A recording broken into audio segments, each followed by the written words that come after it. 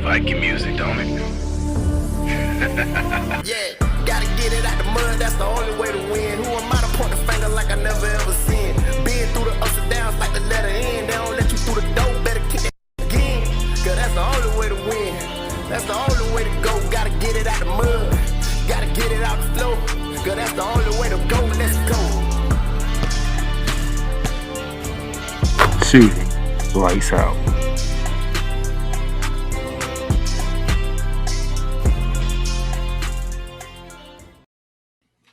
Ladies and gentlemen, welcome to Shooting Lights Out with your boy Darnell, Playmaker Sallins here in Jacksonville, Florida on this post-Thanksgiving weekend, Monday, November 28th, 2022. I hope y'all ready for a show. I got an excellent show for you guys. Mostly going to focus mostly on college basketball because that was the star of the weekend. Outside of football was college basketball, but I do have some NBA news I'm going to get into, and I do have a heat check for you concerning an NBA team who is red hot and is off the charts hot right now. So that's what we got for you today. No flagrant foul today. I don't got nobody to pick on today, no team to pick on today. So no flagrant fouls. So we're just going to do a heat check. We're going to talk college basketball, and we got a challenge coming up as well. So with that being said, let's get right into it. We're going to kick it off what we always kick it off with. We are going to go around the hardwood.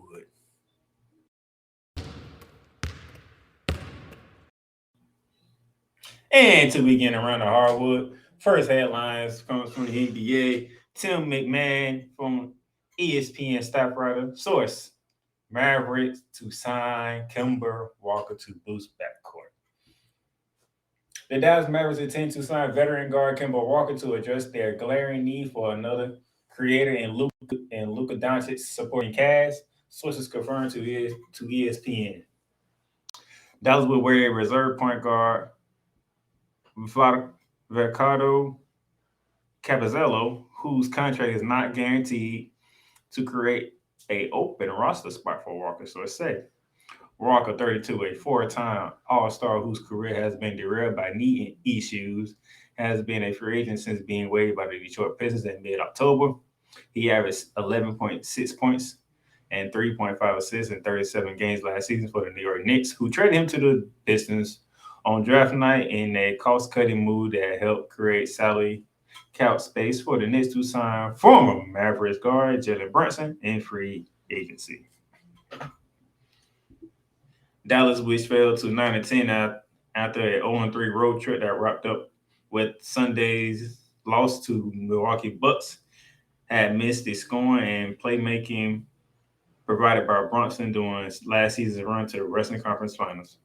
I'm going to get back to that a little bit later, that game Sunday, because not a little bit later, but a little further down during the around the hardwood, because, hey, with that being said, because Luka said something about that game and certain players. So that's that. Moving on to our next topic. Draymond Green calls late tech crazy step, picks up one in solidarity. This is also from ESPN. The great Kendra Andrews wrote this article for us. Warriors forward Draymond Green was not happy when he was slapped with a technical foul in the waning seconds of Golden State's 137-114 win over the Minnesota Timberwolves on Sunday evening. Green, who finished the game with 19 points and 11 assists for his first double-double of the season, was given a tech with 1:19 left in the fourth quarter after Jordan Poole drove to the hoop and finished with a floating layup. Green, who was on the bench, mimicking Poole's motion as he hopped up and down, moving slightly onto the court. This was Green's 7th technical foul of the season. If a player reaches 16 techs, he would be suspended for one game. I'll get my thoughts in a minute.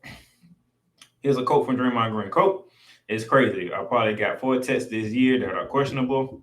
They told me I was at the lane line, but I thought I was standing in the corner, so I didn't know. It sucks, though." He also continued to say his quote, "It's the NBA, man. Your teammates make a great move. I didn't affect the play. There was no one near me, so it sucks. And the fact that it's going to count against my tech count, comment that's ridiculous. Dude, Draymond Green is getting tech for everything now. This is what really is going on in the NBA. We taking people for just about everything now. Draymond Green is celebrating a goddamn bucket made by a teammate, Jordan Poole of all people. if you get my drift. But he gets attacked because he was on the court, where he slightly stepped onto the court, but with the play going in the other direction, and he gets tagged for that. He didn't inflate no player basketball. He didn't inflate the floor of basketball, the floor of the play, nothing. He didn't inflate nothing. Just mimic, and he got tagged. But that's not the only thing, though. As we keep going on, here we go. The article picks up and says this. Less than a minute later, Stephen Curry got called for a technical foul for running onto the court and waving his towel after Dante DiVincenzo hit a three, a sign of support for Green. Green says, quote, absolutely appreciate Curry's attempt to prove a point. So Curry got his tech on purpose, which Steph Curry rarely gets teched up anyway. That's probably his first tech in like how many seasons and how many years. But it goes to show you that, y'all just giving Draymond Green techs left and right for whatever reason.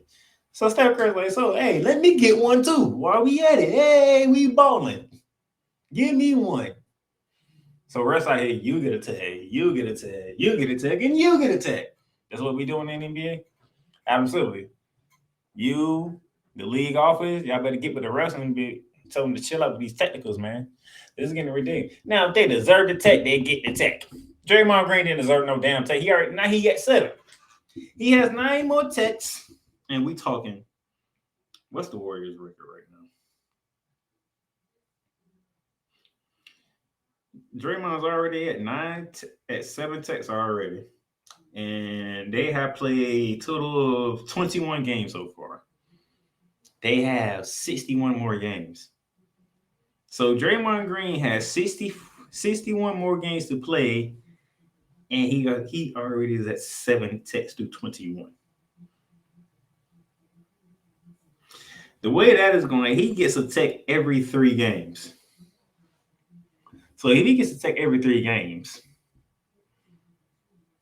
at the way this is going right now, because from what they said, this is 7 technical. So he's 9 away from getting a 1-game suspension. And you get to take every 3 games. You're talking within the next 27 games. Draymond Green might get his 16th technical, and he's suspended for a game. At the rate that this is going right now, I'm just saying. Draymond Green is getting a technical foul for everything. This is ridiculous. Like, wow, he was celebrating a shot by a teammate, and you gave him a tech. Really?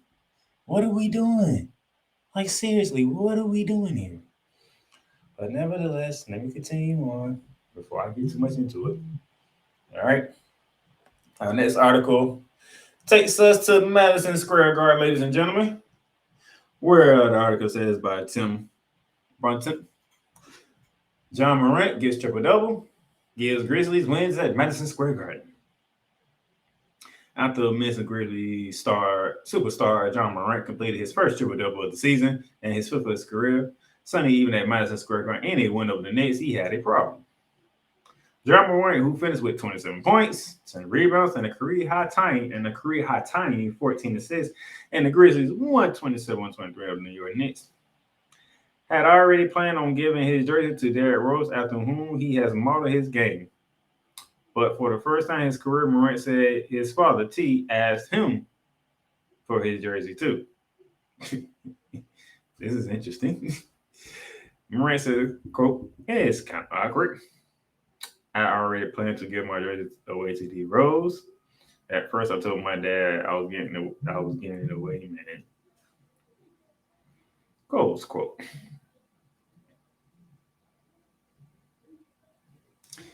Like every other problem on this night, however, Morant had a solution for it. After changing into a new jersey during the game, he was able to give one to both his father and Rose after the game, which is kind of cool, man. You get to give your jersey to a dude that you modeled your game after, and Derrick Rose. It's good to see Derrick Rose still in the game. It's amazing to see. But as usual, it seems for Morant and the Grizzly things worked out just fine as Morant playing without running mate Desmond Bain, who remains out with a toe injury.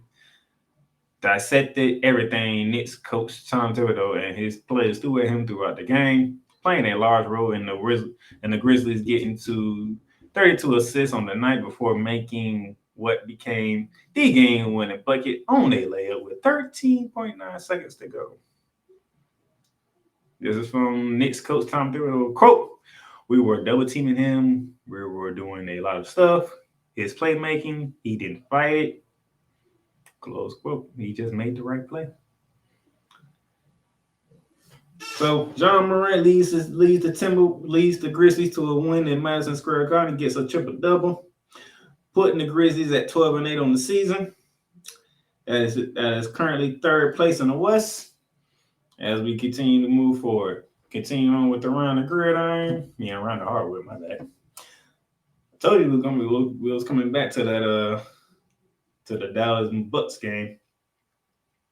Luka Doncic, Giannis trade praises after Bucks roadmaps. Jamal Kerr of ESPN.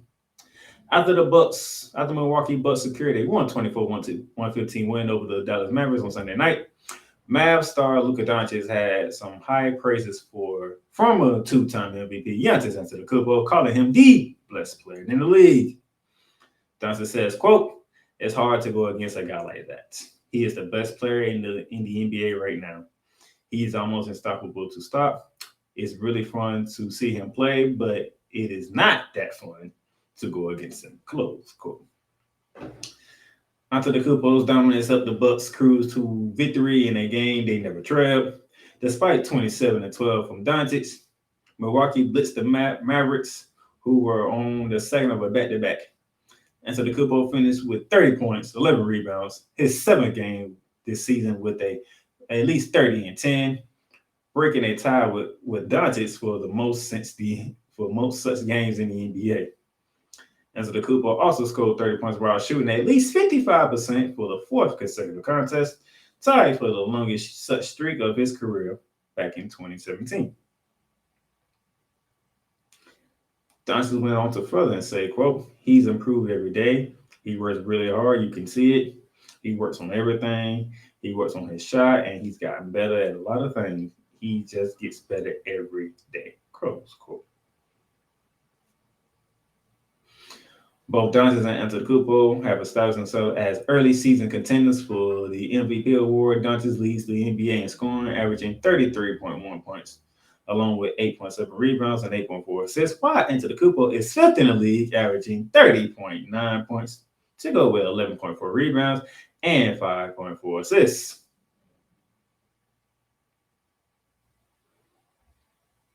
Hey, what can I say? That these two brothers are good. But now we get to Antetokounmpo talking about Luka Doncic. So while Antetokounmpo was appreciative of the compliments from Doncic after the game, he offered his own praise for the Mavs superstar, saying, quote, "No matter wins or losses, just being respected by your peers is always a good feeling. I always love playing against the best in the league. He's an incredible player, an incredible talent. I believe one of the most talented players I have ever seen in my lifetime. It's unbelievable what he can do for himself and his team," close quote. Both guys playing their tails off. Both guys are doing whatever. Milwaukee is currently second in the East and second in the league, basically, with a 14-5 record right behind Boston. And the Mavs, they are 9-10, currently on a 4-game losing streak. Part of the reason why they are bringing in Kemba Walker to help Luka out, man. But the way Luka's playing, the Mavericks should not be 9-10. Luka needs help, and I think they're trying to get help whatever they can find help at. Continue on with the round of hardwood topic. We going to the City of Angels now. How lovely. LeBron James, A's-blooded Westbrook as pair keeps Lakers rolling. Dave McMenamin wrote this article for ESPN. Russell Westbrook had a blood covering his face after taking a flagrant foul to his forehead when LeBron James intervened to pull the Lakers point guard away from the fray and cover the cut with a towel in the third quarter Saturday. It was the it wasn't the flashiest sequence the pair were involved in together in the Lakers 143-138 win of the San Antonio Spurs. That distinction belongs to their double alley oop in the first half, but it was the most significant one. James says, quote, his health is more important than the game of basketball. So just try to stop that and let this training staff do their job after we got him covered. After we got him over to the bench. Spurs big man Zach Collins caught Westbrook across the head with the right forearm while trying to defend a putback attempt by Westbrook with 2 minutes remaining in the third quarter. Westbrook sprung to his feet to confront Wallace when James put him away from the Spurs players gathered in the paint and towards half court. Nice shot for LeBron James to be a leader and do what he needed to do. The Lakers have been rolling as of late, as you can see. So I can't really pick on them at this moment in time like I've been doing before, or other people have. But 7-11 on the season, won 2 straight 5-5 in their last 10. They starting to get some wins under their belts now. We shall see what this leads to for them. By the way, Anthony Davis is expected to be turned to the Lakers tonight, as the Lakers will play against the Indiana Pacers.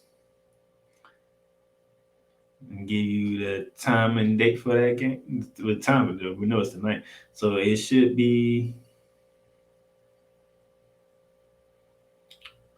It's in LA, 10:30 Eastern Standard Time. The 11-8 Pacers visiting the Los Angeles Lakers should be an interesting one, especially with Anthony Davis coming back. It should be nice and a good one to see going forward and whatnot. But we have some more. We're going to the ladies' college basketball hoops now because Lindsay Whirling and Caroline Peck top women's hoops Hall of Fame class, and deservingly so. Former Minnesota Lynx star Lindsay Whalen and ESPN analyst Caroline Peck, the first black head coach to win the NCAA Women's Basketball Tournament among 5 women who will be inducted next year into the Women's Basketball Hall of Fame. This was announced Sunday. The induction will be held April 29th at the Hall in Knoxville, Tennessee. Whalen, who was inducted into the Naismith Basketball Hall of Fame in Springfield, Massachusetts, in September, led Minnesota to the 2004 Women's Final Four, and is now the head coach of the Minnesota. She won 2 Olympic gold medals with Team USA. Whalen also helped lead the Minnesota Lynx to 4 WNBA titles, and also led the Kinetic Sun to the 2004 and 2005 WNBA Finals. Caroline Post, on the other hand, led Purdue to the 1999 National Championship, a breakthrough achievement for black head coaches in the women's game. Pert, who played collegiately at Vanderbilt, has also been a head coach in the WNBA and for the Florida Gators, along with being a collegiate assistant at Tennessee, Kentucky, Purdue, and in her alma mater. Pert is a longtime commentator and analyst for women's college basketball and the WNBA for ESPN. The other inductees are Illinois State standout and 1984 Olympic gold medalist Kathleen Boswell, former Texas Women's Athletic Director Donna LaPamela, and longtime collegiate and WNBA referee Lisa Mattingly. So shout out to these women going into the Women's Basketball Hall of Fame. Well deserved for Lisa Whalen. Has done a phenomenal job with what they do for the sport of basketball and the sport of college. Congratulations. Continuing with the ladies, Texas Warrior Hammer expected to play versus Princeton on now. This was, this was something that they needed because Texas has been falling off the map, in which he did play, and I can give you the numbers right here. as they beat Princeton 74-50. Hammond played 22 minutes, scored 11 points. She was 4 from 8 from the field. She missed her only three-pointer. But Texas needed a star point guard back. They needed it. The reigning Big 12 Freshman of the Year made her return. Alexa Filippo, she wrote this article back on the 26th. She made her season debut after missing the first 5 games with a toe injury. And they needed it in a worse way because they lost to UConn, Marquette, and Louisville at the battle for Atlantis. And the Longhorns went from number 3 in the AP poll to down to 19. We'll see what they say that when the polls come out tomorrow. But they needed a point guard back, and it was good for them to get their point guard back. Sticking with the women, South Carolina's Aaliyah Boston in walking book after fall. That is not a good sign for the number 1 team in the country and the reigning defending national champions. South Carolina's for Aaliyah Boston was sidelined with a walking boot on her white foot after a hard fall during the number 1 Gamecocks 85-38 win over Hampton. The most outstanding player of last spring's NCAA tournament was driving for the basket when she fell and took several moments to get up after getting fouled. Boston, a 6'5" senior, missed 2 foul shots, then ran down the floor on defense. South Carolina coach Don Staley subbed out Boston, who walked into the tunnel towards the locker room. Boston rejoined her teammates on the bench midway through the third quarter with a boot on her right foot. Staley said after the game that Boston is, quote, questionable, close quote, for South Carolina's next matchup Tuesday night against number 20 UCLA. That's going to be interesting because UCLA is one of the blue blood programs, and when it comes to basketball, mostly men, but the women can also ball too out there in California. You're going to be interested to see how the Playmakerz can do without their star player if she's unable to go, and I kind of think she probably won't be unable to go because this happened Sunday. Your next game is Tuesday. I don't think that foot or ankle is going to heal that quickly to play on. It's going to be interesting to see. She's questionable, but this could be a tall test for the reigning defending champions against UCLA. Yes, keeping it as real as I can be. And our final note to talk about in today's around the hardwood is this thing right here. ACC SEC Challenge announced for the 2023-2024 college hoops season. Jeff Bozero for ESPN wrote this article. The ACC, SEC, and ESPN have announced the formation of the ACC SEC Challenge for men's and women's basketball starting during the 2023-2024 season. The induction of the ACC SEC Challenge marks the end of the ACC Big Ten Challenge after 23 years and the end of the SEC Big Ten Challenge. I think he meant to say Big 12 Challenge that began in 2013.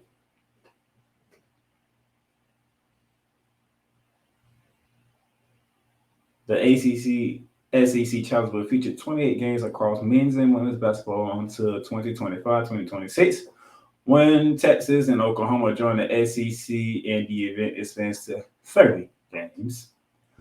The future, there's a quote from the ACC Commissioner Jim Phillips saying, quote, the future ACC SEC men's and women's basketball challenge will be outstanding events for our student athletes, member institutions, and fans. The SEC, led by Greg Sankey and our partners at ESPN, have been terrific. There is a great excitement for the first annual ACC SEC Challenge next season. As part of this announcement, we'd like to acknowledge the Big Ten for its partnership on the ACC Big Ten Challenge that spanned more than 20 years. We're talking about 2 of the best conferences in college basketball. And this challenge will come to an end this season, which I will get into as my last segment of the show when you look at both the men's and women's ACC Big Ten challenges, which is going to be a doozy. as it always is. ACC Commissioner Greg Sankey goes on to say, quote, "We are excited women's and men's basketball student athletes will have the opportunity to compete with their colleagues from the ACC as we initiate a new basketball challenge experience. I appreciate the collaboration of Jim Phillips and the ACC members, along with our broadcast partner ESPN, to make possible the SEC ACC basketball challenge, which will provide our fans with exciting basketball early in the 2023-2024 season. I also thank the Big 12 for the many great challenge games we experienced together in the past years. Each of the 28 games will be showed on an ESPN platform. It's interesting. It's sad to see the ACC Big 10 challenge ended, the SEC Big 12 challenge ended. But hey, as the years go on, sometimes change has to take place. This is a change that's taking place. We have the ACC Big 10 challenge getting ready to take place this week, and I'll get to that. As I said earlier, the final SEC Big 12 challenge will begin on January 28th, 2023. And that I'll get into that when we get to that point in time. But this is something that I've been looking forward to. I'm happy that I get to see, and we get to see these two conferences go at each other in basketball, because we don't really see it that much. So you're going to get matches like North Carolina and Kentucky, Duke and Tennessee, Florida State, which already happens anyway. So let's say Florida and Virginia, Alabama and Miami. You got a lot of Auburn and Virginia Tech. You can go all kinds of different ways with this challenge, which is primarily going to be in the south part of the country, which is awesome. But you do have your Syracuse up in New York, your Virginia Tech's up there as well. But it's gonna be a good chance to see next season. But for right now, we got it where we at it. I'm looking forward to it. So that has been around the hardwood. So we're gonna take a break here, and when we come back, we're gonna go into our heat check segment.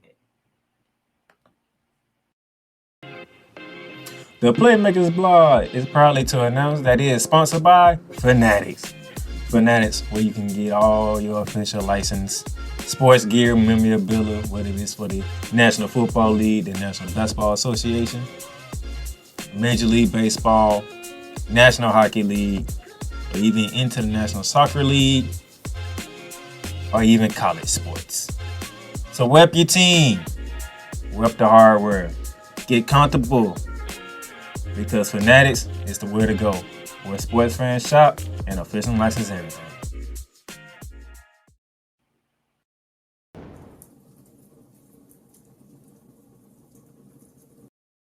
All right, welcome back to the Shooting Lights Out, ladies and gentlemen. It's time for the heat check. And as you see on the screen, we're talking the Boston Celtics, the best team in the NBA as of right now. As you can see, this team is red hot. They have won 9 of the last 10 games. They have the best record in the NBA, and you can't deny it, despite what they've been doing all season. Currently 16-4 on the season, number one in the East, number one in the NBA, because right behind us is the Milwaukee Bucks with the second best record in the East and in the NBA, as we spoke earlier, with a 14-5 record. Top team in the West is the Phoenix Suns at 13-6, so that tells you what's going on right now. And as you look on your screen, the number one scoring team in the league with 120.4 points per game. They are 11 in assists per game at 26.7. 14th in opponents' points per game at 113.3 a game. And they are 25th in rebound at 41.8 rebounds a game. They have a difference of +7 for points per game and opponents per game, which is, as I'm looking at the numbers right now, the best in the NBA. And right behind them is the Phoenix Suns at +6.9 difference per game, as they score 114.6 and they give up 107.7. So Phoenix does better on the defensive end than Boston, but Boston put up points left and right. Currently on the 3-game winning streak, 9-1 in the last team, as I mentioned earlier. This team that gets it done. And as you can see from the last 10 games on that 9-1 record, not really much competition. Got a good up and coming Detroit Pistons team that you beat twice, but they out. They got a ways to go. You been a different team. I give you that. OKC, who's been surprising everybody when they get the opportunity. But you talking about OKC team that's only 8-12. But Shea gives out his no squad. Give him that. You beat the Atlanta Hawks. You went to Atlanta and took down the Atlanta Hawks. That's a good win. You're talking about a 11-19. You went to New Orleans and took down the New Orleans Pelicans. Your only loss in the 10 games was against the Chicago Bulls at the United Center, but you kind of like you beat Luka Doncic and the Dallas Mavericks. You take down Sacramento and the Kings, who were my last week's Heat champ because they were rocking and rolling, and they had the number one scoring offense in the NBA at that point in time. But as you can see, the Boston Celtics only gave up 104 points to them. Held them well below their average. And then finally on last night, you took care of the Washington Wizards 130-121. Thus, you're 9-1 in your last 10 games, and you're currently on a 3-game winning streak. You know the stars of the Boston Celtics. Number 1, Jason Tatum, 30.5 points per game. Good gracious. Averaging 7.9 assists a game with 4.6. 7.9 rebounds a game, 4.7, and 4.6 assists per game. So you're talking 31 points, 8 rebounds, and 5 assists a game. That is what you call a superstar who can give you 30, give you a good amount of rebounds, and don't mind dishing out assists as well. And he does have a running mate, and his name is Jaylen Brown. We all know who Jaylen Brown is. Jaylen Brown's giving you 26 points a game, about 7 rebounds a game, and close to 4 assists a game. So between these two, you're talking about between Brown and Tatum, they are giving you at least 57 points a game, giving you a good, let's say, 13 or 14 rebounds a game, and they're giving you 8 assists as a tandem. That's what you want from your star players. But you do need a supporting cast. And the defensive player from last year was Marcus Smart. He's now up in his game more. 11 points a game, 3 rebounds a game, but he's giving you 7 assists a game. He's doing a phenomenal job, making sure he's running the offense, making sure the right people get the ball, and doing his thing. And then the big acquisition of Malcolm Brogdon from Indiana, who's coming off the bench. Coming off the bench, that's the 3rd leading scorer on the team with 13.6 points per game, giving you about 4 rebounds a game and 4 assists a game. That's off the bench. So when your second unit comes in, you have a leader, you have a point guard with Brogdon who can facilitate the offense, take the shot that he needs to take, and also make sure his teammates get involved. Now, with that being said, though, these guys are doing a phenomenal job. But why is that? Because when you say they're doing a phenomenal job, you got to look at it. You have Tatum, who's shooting 47.7% from the field. Jaylen Brown is shooting 50.7% from the field. Brogdon's at 46.6% from the field. Marcus Smart is shooting 42.2% from the field. They are shooting, as a team, the Boston Celtics shoot 49% from the field. They shoot 40% from 3. Okay? And this is why they are the team that they are. They shoot the ball well. They take quality shots. The team that was in the NBA Finals last year is picked up right where they left off, even with a coaching change from Ime Udoka to Joe. It has not changed nothing of what the Boston Celtics do and what they look like. This team is the reason why they are the favorites to come out of the East. And some are picking them to win the title, but you have your Brooklyn Nets over there with Kevin Durant, Kyrie Irving, those people who want to see them do it. You have your Lakers fans over there that want to see LeBron James get another name. You guys can't leave out the Golden State Warriors, who are the defending champs, who beat the Boston Celtics to win the title. Milwaukee's right there, is up there. We're looking for Phoenix to do something and make a noise. John Morant and Memphis Grizzlies, But overall, who's playing better basketball than the Boston Celtics? I don't see nobody. But with that being said, though, we will find out in these next few games. Because let's see here. Tonight, in the back-to-back, you have Charlotte at home. And then after that, to end the month of November and to begin the month of December, you have two matchups with the Miami Heat, the team that you beat in the Eastern Conference Finals that went 7 games. So you have back-to-back games with them. Then you go to Brooklyn on the 4th. Then you go to Toronto on the 5th on the back-to-back before you head out west for your road trip, where it features Phoenix, Golden State, the Clippers, and the Lakers. So right here, after Charlotte, 1, 2, 3, 4, 5, 6, 7, 8. 8 of your next 9 games will be a test, an early test. By the way, as you can see on your screen, the Phoenix game is on ESPN. December 10th against the Warriors, that's on ABC, so that might be the first ABC game coming up. You have the Clippers on EBA TV, and then the day after that, on the 13th, you have the Lakers on TNT. You have some games coming up. You have some games that's gonna be televised to the national audience. We shall see how the Boston Celtics come out of this the next 9 games. And remember, they started off the season winning 9 straight. They had the longest win streak of the NBA at 9. They already at 3. I'm gonna give them Charlotte. So that's 4 in a row. I'm gonna give them Charlotte tonight. That's 4 in a row. After that, we shall see how they get through these next 8 games after Charlotte. 2 games against the Heat. You got the Brooklyn Nets, the Toronto Raptors, Phoenix Suns, Golden State Warriors, Los Angeles Clippers, and the LA Lakers. And the crazy thing about it, after you're done hosting the Miami Heat back-to-back games, the rest of it is all road games, all the way from the Barclays Center to Wheaton North, to out in the desert, to the Bay Area, to Hollywood. Let's see if the Boston Celtics can still be that team that they have been looking like since the start of this season. That's the Boston Celtics, and that is your heat check.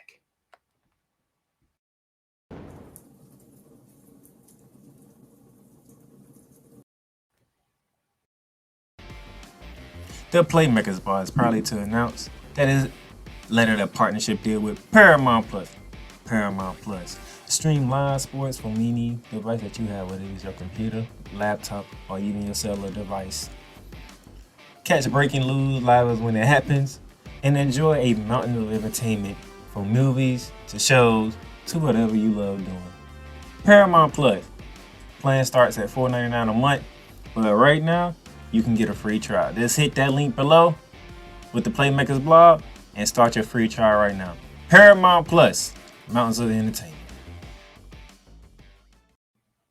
All right, welcome back to Shooting Lights Out, ladies and gentlemen. And as you see on your screen, we get to our final couple of things to do on the show today.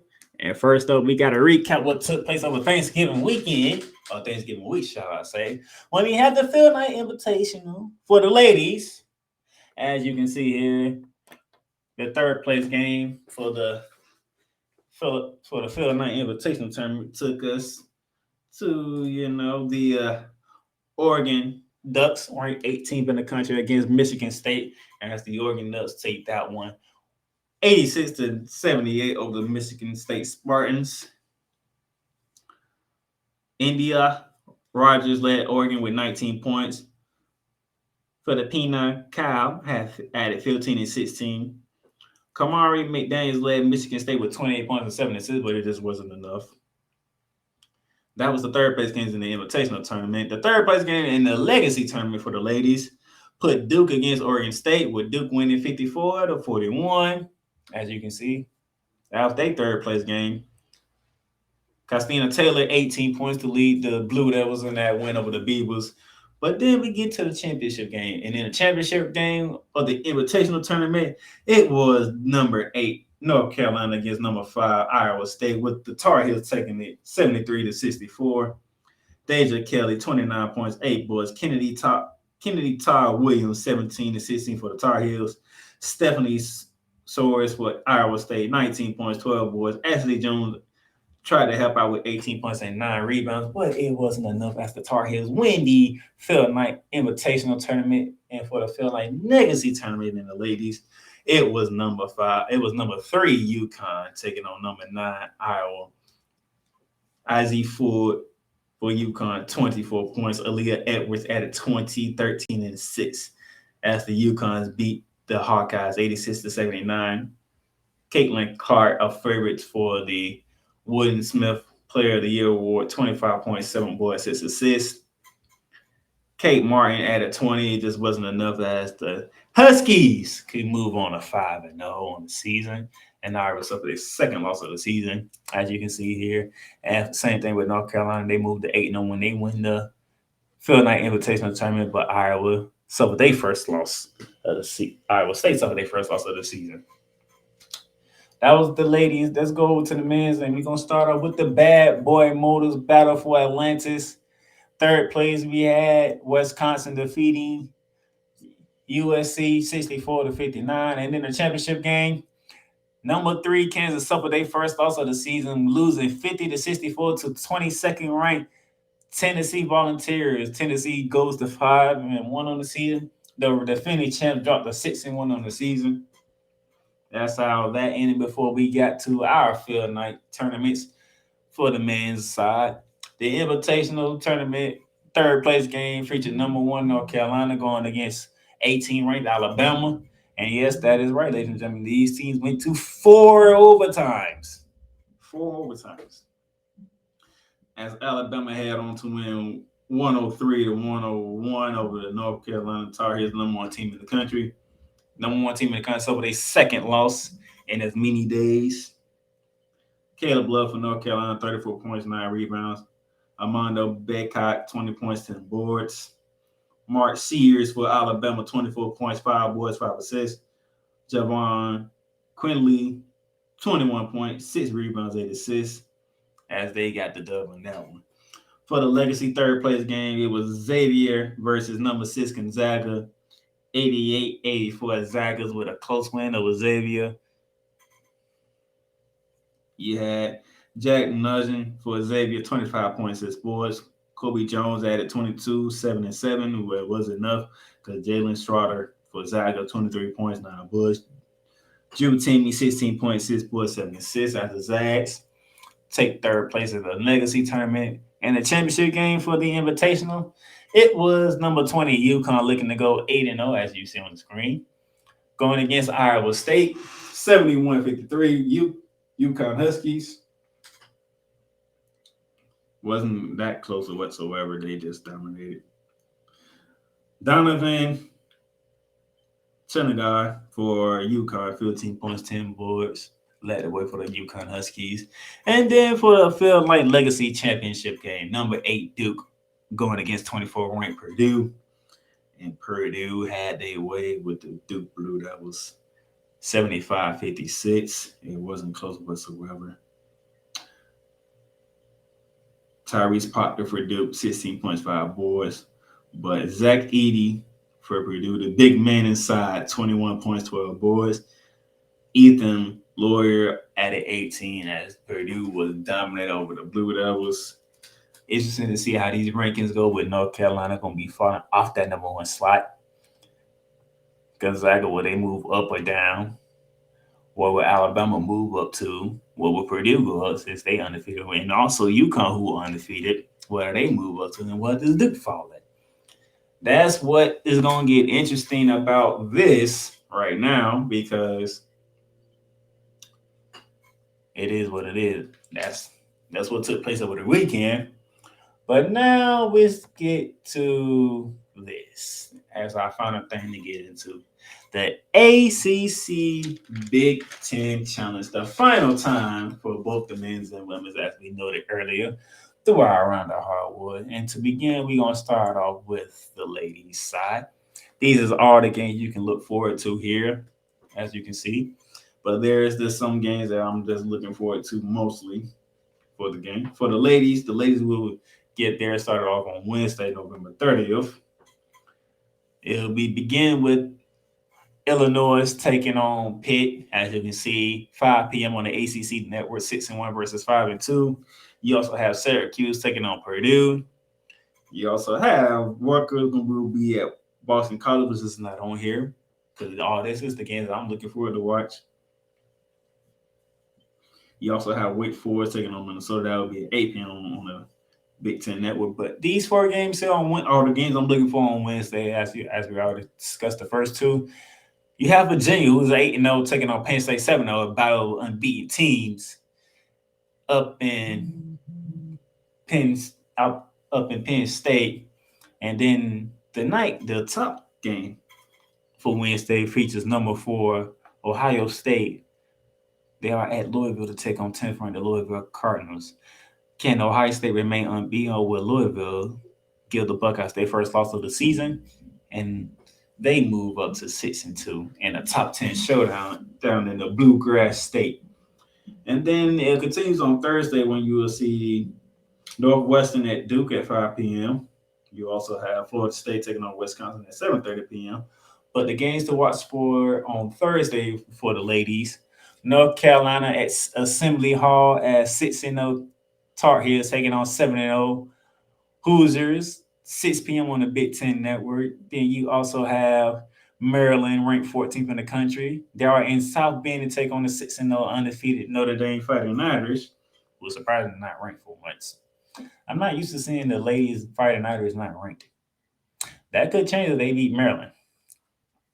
Then you get down to 7 p.m. Nebraska is at Virginia Tech. Should be an interesting game to watch. Do not sleep on Nebraska.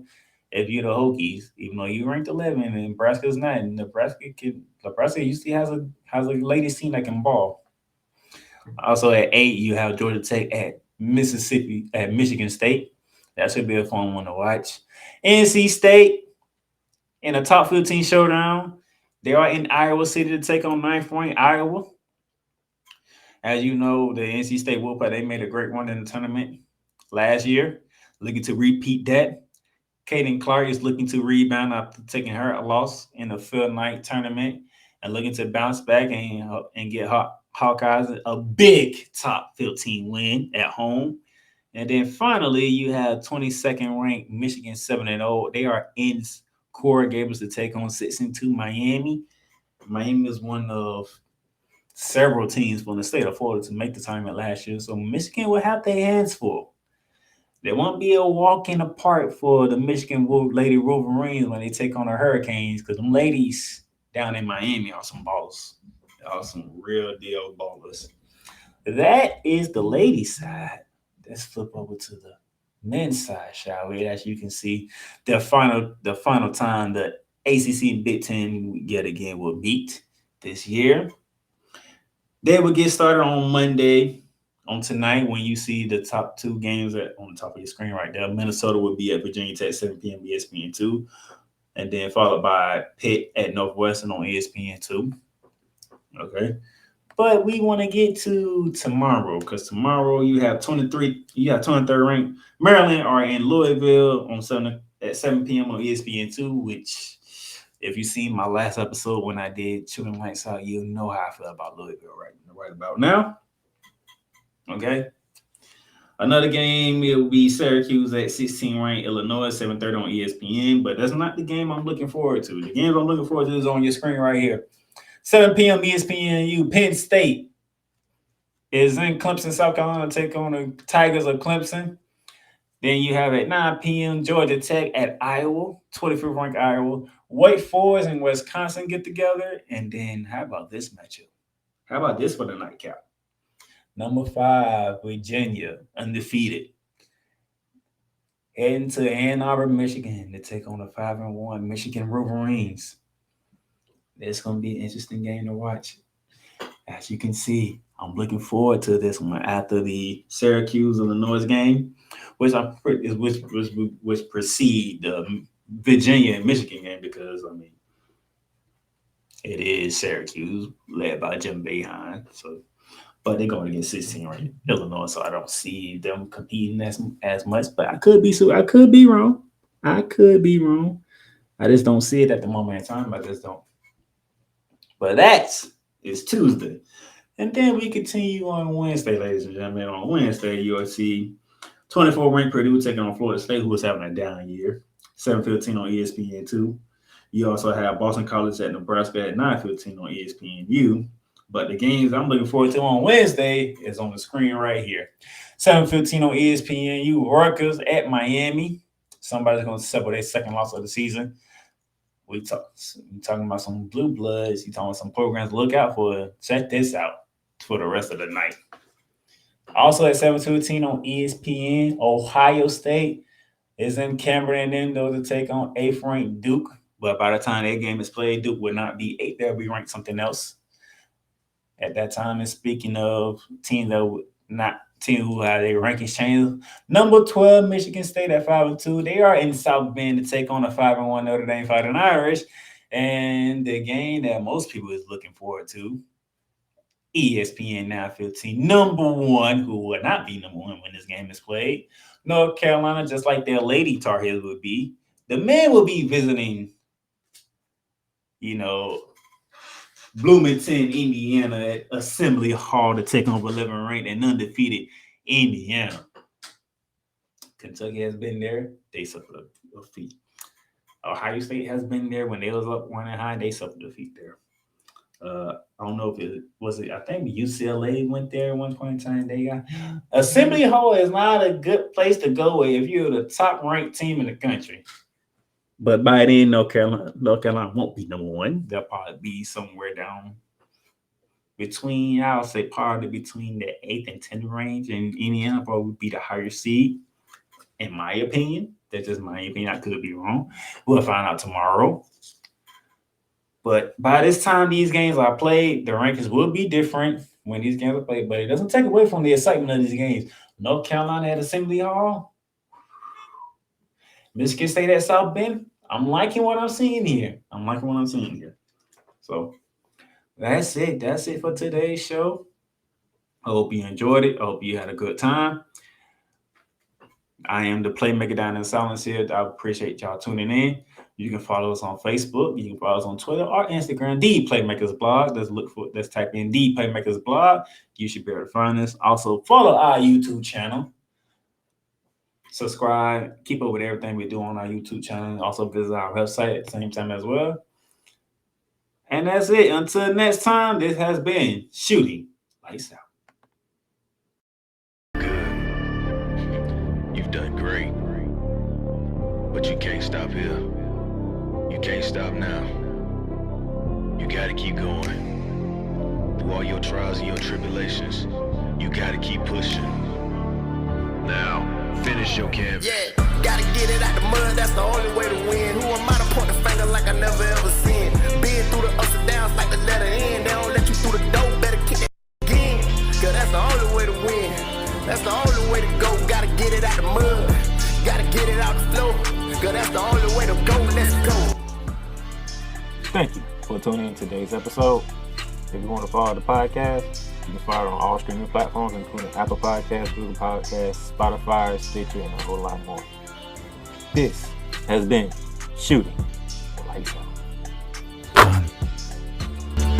Masterpiece.